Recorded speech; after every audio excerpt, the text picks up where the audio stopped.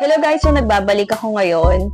Isa sa mga goal ng ating content is para mag-promote ng healthy and balanced lifestyle. Paano ba nakakatulong ang pagiging isang reader sa mga pang-araw-araw natin na ginagawa? So, kapag reader ka, is equip yung mind mo ng maraming mga makabuluhang bagay. Hindi ka basta madi-distress or maaapektuhan ng negativities ng mundo. Minsan kasi tayo, na-entangle tayo ng mga worldly things at nagkakaroon tayo ng mga kung ano-anong mga iniisip natin sa sarili natin. Remember that the fastest way to anxiety is kapag palagi mong iniisip yung sarili mo. So, ano ba yung benefits ng pagbabasa? Ang pagbabasa ay isang exercise sa brain natin para yung brain natin nagiging focus, nagkakaroon ng concentration, as ability na mag-recall ang mga bagay na minsan matagal na siya na nabasa na natin a long time ago pero magpapapapin sa utak natin. And secondly, kailangan natin ma-indulge sa original form of entertainment, which is reading. So, kung may napapanood man tayong mga TV shows o palabas, huwag natin kalimutan na yon ay based lang din sa mga libro. Diba? Most of the movies na napapanood natin, mga Marvel, is hango lang din siya sa isang kwento or isang sulat sa isang aklat. Pangatlo, is nai-improve ng reading ang ating literacy. Kung ikaw ay medyo mahina ka sa mga vocabulary or sa communication skills mo, malaking factor ang pagbabasa ng reading aloud kasi na-exercise mo yung pronunciation at marami ka natututunan ng mga bagong words ko. So, kung sa umpisa, nagkakaroon kayo ng struggle na mag-convert, mag-translate ng mga vocabulary into Google, mga ganyan, huwag kayong ma-stress. Kasi along the way, mamimit nyo ulit yung mga the same words na yan, maiintindihan nyo na yun pala yung ibig sabihin nun.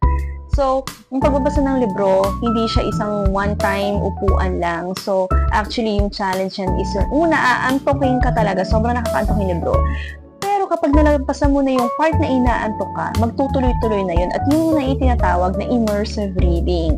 So, napakalaking bagay yung magagawa ng pagbabasa natin. Kasi, sa panahon ngayon, hindi pwedeng wala kang edukasyon. Hindi pwedeng ignorante ka. Kailangan meron kang nalalaman. Kasi, yung buhay natin dito is para tayong nasa isang competition. So, sabihin na natin, life is not a competition. Yes, it is not. Pero hindi natin maiaalis that everyone and everybody is eyeing for recognition. Gusto nating mag-grow, gusto natin lahat mag-improve tayo. So, hindi man natin sinasabi, pero sa puso, sa isip natin, gusto natin meron tayong marating, meron tayong maging achievement sa buhay. At magiging possible lang yun kapag meron kang mga karunungan, meron kang nalalaman. At hindi mo yun malalaman at makikita kung saan-saan lang. Minsan, di ba, wala na tayong time mag-aral. So, kailangan natin mag-home study, mag-self-study. So, kaya, meron tayong mga books kasi ito yung tumutulong sa atin para kahit hindi na tayo nag-i-engage sa school o nag-attend ng mga training, sa sarili natin natututunan natin to at naituturo natin, na-apply natin to sa ating pang-araw-araw na buhay.